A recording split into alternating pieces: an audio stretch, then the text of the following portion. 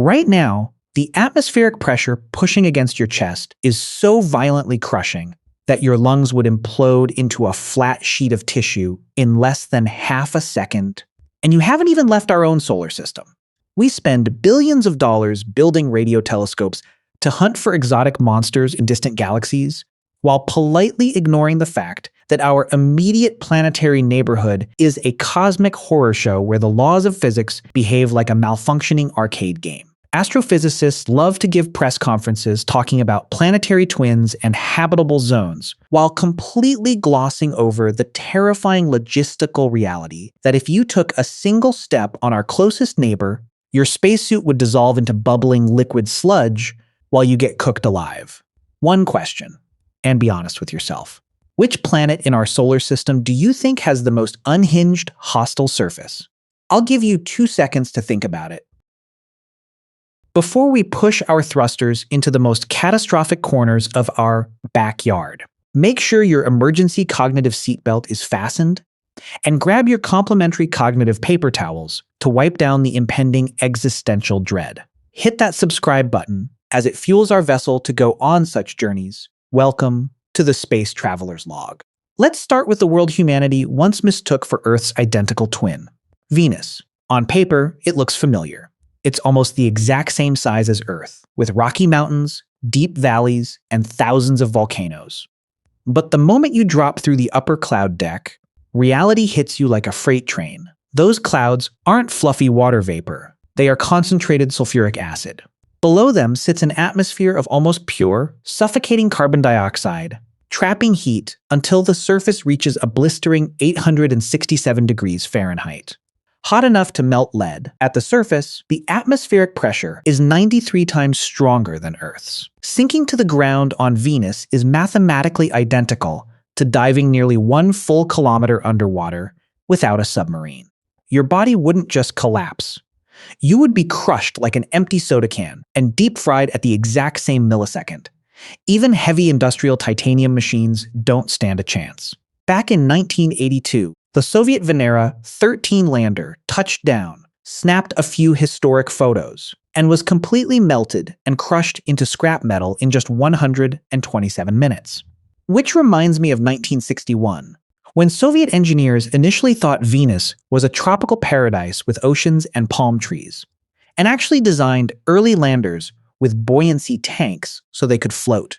Imagine packing inflatable water wings for a trip into a blast furnace. Surviving the furnace was cute, but replace the scorched rock with trillions of invisible relativistic bullets, and you get our next nightmare. If you escape Venus and drift outward toward the gas giants, the danger stops coming from heat and starts coming from the vacuum itself. Surrounding Jupiter are enormous, glowing donut-shaped radiation belts trapped inside the planet's colossal magnetic field. Think of it like stepping onto a freeway where trillions of high-energy electrons and protons are being accelerated to nearly 99% the speed of light. If you stood directly in this invisible crossfire, you wouldn't feel a physical push. You wouldn't see a beam of light. But at the subatomic scale, these relativistic particles punch straight through your titanium ship hull, slicing through your DNA strands like micro-guillotines, and frying your central nervous system from the inside out. It's the cosmic equivalent of leaving your laptop inside a running microwave oven while someone shoots it with a machine gun. Unshielded electronics die in minutes, and human cells completely forget how to divide. Radiation frying your biology in total silence? That's your cue to keep moving. Right inside Jupiter's lethal radiation storm sits a moon that shouldn't even be volcanically active. Yet, it is the most violent volcanic world in the entire solar system. Io is trapped in a brutal gravitational tug-of-war between Jupiter's monstrous mass on one side and the icy moons Europa and Ganymede on the other. As Io orbits, these opposing gravity fields repeatedly squeeze, stretch, and twist the entire moon. Its solid rocky ground literally bulges up and down by more than 100 meters, the height of a 30-story office building, every single day. Take a metal coat hanger from your closet and bend it back and forth furiously for 20 seconds. Touch the bend. It's scorching hot. That exact same tidal friction is happening to Io's entire planetary mantle. The interior friction melts rock into continuous magma, powering hundreds of active volcanoes that blast sulfur plumes 400 kilometers into the black sky.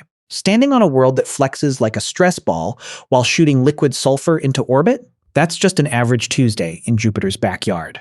Now, let's bring it much closer to home. Our own moon, it looks like a calm, silent, powdery desert.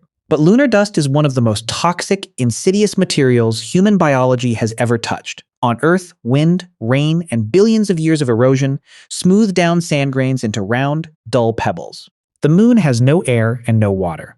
Extraterrestrial dust never undergoes erosion. Every single microscopic dust particle on the lunar surface is a jagged, razor-sharp shard of impact glass and volcanic basalt, electrostatically charged by solar radiation, so that it clings to everything.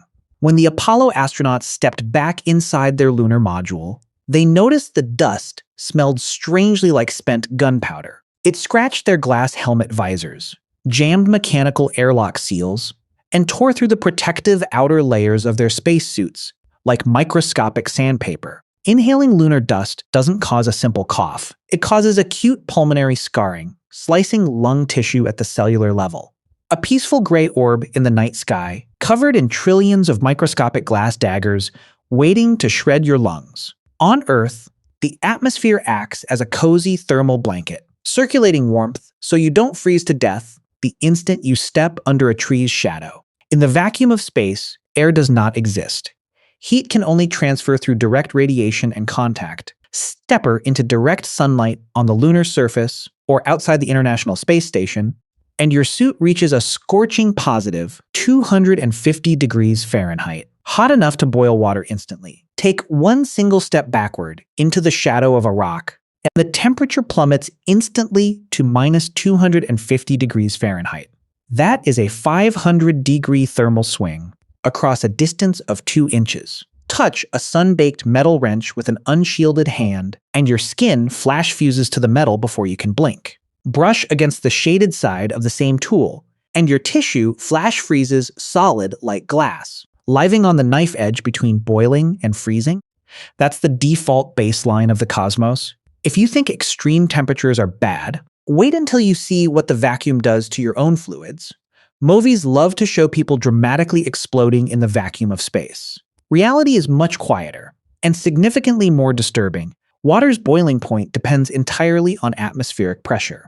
At sea level on Earth, water boils at 100 degrees Celsius, but as pressure drops, the boiling point drops with it at an altitude called Armstrong's limit, roughly 19 kilometers up.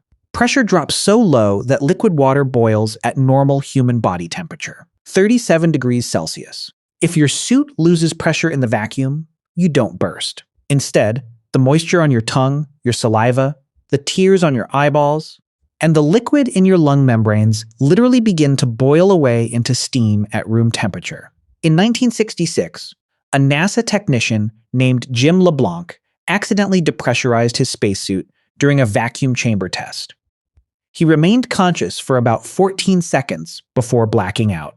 His last physical memory before losing consciousness was feeling the saliva on his tongue bubbling and boiling.